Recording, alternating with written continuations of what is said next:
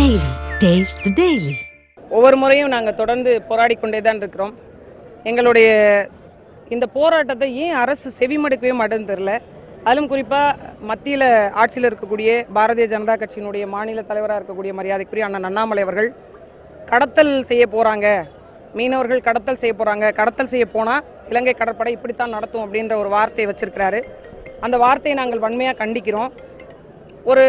இன்னும் சொல்லப்போனால் உலகத்திலேயே ஆபத்தான 2வது தொழில் செய்யக்கூடிய மக்களை, ஒரு தொல்குடி மக்களை, ஒரு பறந்துபட்டு உலகத்தின் நாகரிகம் தொன்மை நிறைந்த ஒரு மக்களை இப்படி இந்த வார்த்தைகளை சொல்லி பேசுவது மிகப்பெரிய அவமானப்படுத்துவதாகவும் எங்களை மொத்தமாகவே எங்கள் எல்லாரையும் கேவலப்படுத்துவதாகவும் நாங்கள் பார்க்குறோம். இந்த வார்த்தையை அவர் சொல்வது அவர் பின்வாங்கணும் அப்படின்னு சொல்லிட்டு நான் சொல்கிறேன். அவர் எந்த சூழ்நிலையில் சொல்லியிருக்கிறாரு அப்படிங்கிறதையும் அவர் தன்னை சுய பரிசோதனை செய்யணும் அப்படின்னு நாங்கள் இந்த நேரத்தில் கேட்டுக்கிறோம். அதை தாண்டி ஒரு மிக முக்கிய செய்தியாக நம்ம பார்க்குறது என்னென்னா, தொடர்ந்து நீங்கள் பார்த்துட்டீங்க, நாங்கள் போராட்டங்கள் நடத்தி கொண்டே இருக்கிறோம்.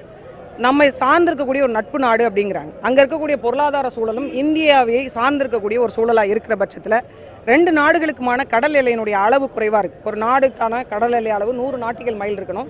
2க்குமான கடல் எல்லை ரொம்ப குறைவாக இருக்கிறதுனால, 100க்கும் குறைவாக இருக்கிறதுனால, 2 நாடுகளுக்கான ஒரு மீன்பிடித்தலுக்கான ஒரு பிரத்யேக சட்டத்தை உருவாக்கிக்கலான்னு உலக கடல் சட்டம் சொல்லும்போது ஏன் அந்த சட்டம் குறித்து இந்த 2 நாடுகளும் இது வரைக்கும் பேசாமல் இருக்கிறாங்க? அப்போ நீங்கள் அடித்து கொண்டே சாகுங்க, எங்களுக்கு என்ன அப்படின்ற ஒரு வேடிக்கை பார்க்கும் தன்மையா தொடர்ந்து இது இன்னைக்கு நேற்று நடக்கல. பல 100 படகுகள் பிடிபட்டு வச்சிருக்காங்க. பல ஆயிரம் பேரை கைது செஞ்சு பல லட்சக்கணக்கான பேரை அடைச்சி வச்சிருந்து சில பேரை விட்டாங்க, பல பேரை விடாமே விட்டாங்க. ஆயிரக்கணக்கான கடலோர மக்கள், இந்தியாவினுடைய குடிமக்கள் கொல்லப்பட்டிருக்கிறாங்க. அப்போ இது எந்த நடவடிக்கையும் இந்த அரசு செய்யாமல் தொடர்ந்து எங்களை போராட வைத்து கொண்டே இருக்கு. இப்போ இன்னைக்கு இந்த போராட்டத்தினுடைய முடிவாக என்ன சொல்றாங்க அப்படின்னா, இந்த போராட்டத்திற்கான செவிமடுக்கல அப்படின்னா நாங்கள் எங்கள் மீது எரிபொருளை ஊற்றி கொளுத்திக்குவோம் அப்படின்ற சூழ்நிலைக்கு இன்னைக்கு தள்ளி இருக்கிறாங்க. ஏதாவது இங்கே இருக்கிறவங்களுக்கு நடந்தது அப்படின்னா முற்று முழுவதுமாக மத்திய மாநில அரசுக்கு தான் அதுக்கான பொறுப்பை ஏற்றுக்கொள்ளணும். ஒரு உயிர் இந்த இடத்துல போனாலும், ஏன்னா 1000க்கும் மேற்பட்ட உயிர்கள் போன போது கூட நாங்கள் இந்த அரசாங்கத்தை எதிர்த்து கொந்தளிக்கல, இந்த அரசாங்கத்தை எதிர்த்து நாங்கள் மிகப்பெரிய அளவில் வன்முறை வெறியாட்டங்களை செய்யலை. தார்மீக ரீதியாக ஜனநாயக அடிப்படையில் போராடுகிறோம். இந்த மக்கள் தான் நாங்கள், இந்த மண்ணினுடைய மக்கள் தான் நாங்களும், இந்த மண்ணினுடைய குடிகள் தான் நாங்களும், எங்களுக்கான உரிமையும் கொஞ்சமாவது மீட்டு கொடுங்கன்றோம். ஏற்கனவே எங்களுடைய சொத்தான கச்சத்தீவை நீங்கள் கொடுத்தீங்க, யாரை கேட்டு கொடுத்தீங்க? பொதுமக்கள் கருத்து கேட்பு கூட்டம் நடத்துனீங்களா? இந்திய ஒன்றியத்தினுடைய ஆட்சி அதிகாரத்தை கையில் வைத்துக்கொண்டு தமிழ்நாட்டுக்கு சொந்தமான, தமிழ் மக்களுக்கு சொந்தமான இந்த ராமநாதபுரம் மன்னருடைய ஒரு தீவை எடுத்து, இந்த ராமநாதபுரம் மக்களுக்கு சொந்தமான ஒரு தீவை எடுத்து கொடுக்கறதுக்கான அதிகாரம் உங்களுக்கு யார் கொடுத்தது?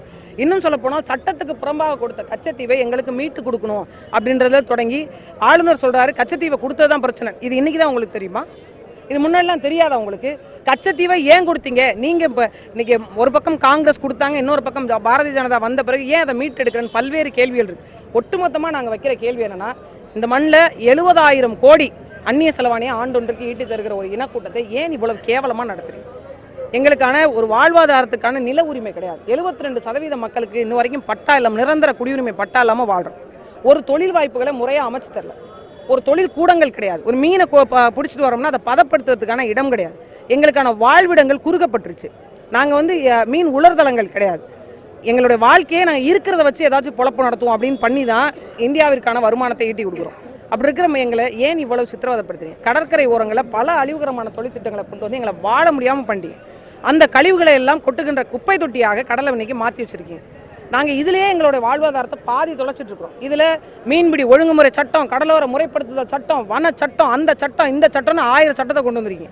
இப்போ இதான் ஹைட்ரோ கார்பன் திட்டத்துக்கு, கடலில் ஹைட்ரோ கார்பன் எடுக்கிற திட்டத்துக்கு நீங்கள் இப்போ அனுமதி வழங்கியிருக்கீங்க.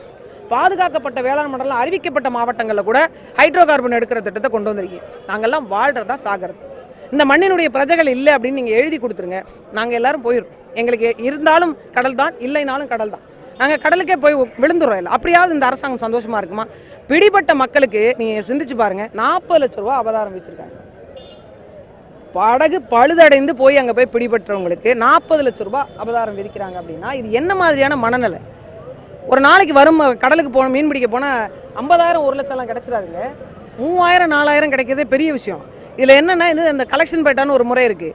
நீங்கள் 100 ரூபா வச்சுன்னா அதில் இவ்வளவு ரூபா பர்சன்டேஜ் அதை எடுத்து நீங்கள் போனால் அத்தனை பேரும் பிரிச்சுக்கணும். இந்த மாதிரி இருக்கக்கூடிய சூழலில் எப்படி எங்களால் இவ்வளவு பெரிய தொகையை கட்ட முடியும்? அரசாங்கம் இந்த தொகையை கட்டணும், அந்த படகுகளை மீட்டி தரணும். காரைக்காலில் இருக்கக்கூடிய பகுதியில் பிடிபட்டிருக்கக்கூடியவர்களை காலில் சுடப்பட்டு அதுக்கான மருத்துவ சிகிச்சை கூட முறையாக தரும். அந்த பிள்ளை வாழ்வா சாவான்னு போராடிட்டு இருக்கான். ஒரு 27 வயது இளைஞன். அதே மாதிரி இன்னும் 2 பேர் மேலேயும் அந்த துப்பாக்கி சூடு நடந்திருக்கு.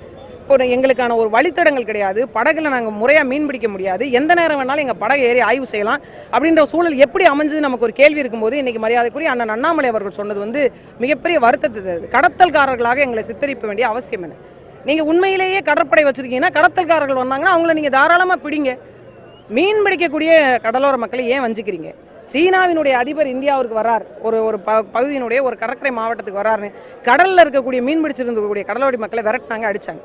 இது என்ன மாதிரியான போக்கு? ஏன் எங்களை இப்படி படுத்துறீங்க? எங்களுக்கான அரசியல் அதிகாரம் இல்லை அப்படிங்கிறதுனால தானே இது ஒரே காரணமாக இருக்குது. அதனால் அந்த மக்கள் ஒன்று கூடி நாங்கள் போராடுறோம். எங்களுடைய போராட்டத்தினுடைய அடுத்த கட்டத்துக்கு எங்களை நகர்த்தாமல், எங்களை தள்ளாமல், எங்களை நிர்பந்திக்காமல் அரசு உடனடியாக இதை கவனத்தில் எடுத்து அங்கே இருக்கக்கூடிய விசைப்படகுகளையும் மீனவர்களையும் மீட்டு தரணும் அப்படின்னு இந்த நேரத்தில் அரசாங்கத்துக்கு நாங்கள் கோரிக்கை வைக்கிறோம். பாதகம் செய்பவரை கண்டால் நாம் பயம் கொள்ளலாகாது பாப்பா. மோதி மிதித்து விடு பாப்பா, அவர் முகத்தில் உமிழ்ந்து விடு பாப்பா. அண்மை செய்திகளை உடனுக்குடன் தெரிந்து கொள்ள இணைந்திருங்கள் எம் நாடு தொலைக்காட்சியுடன்.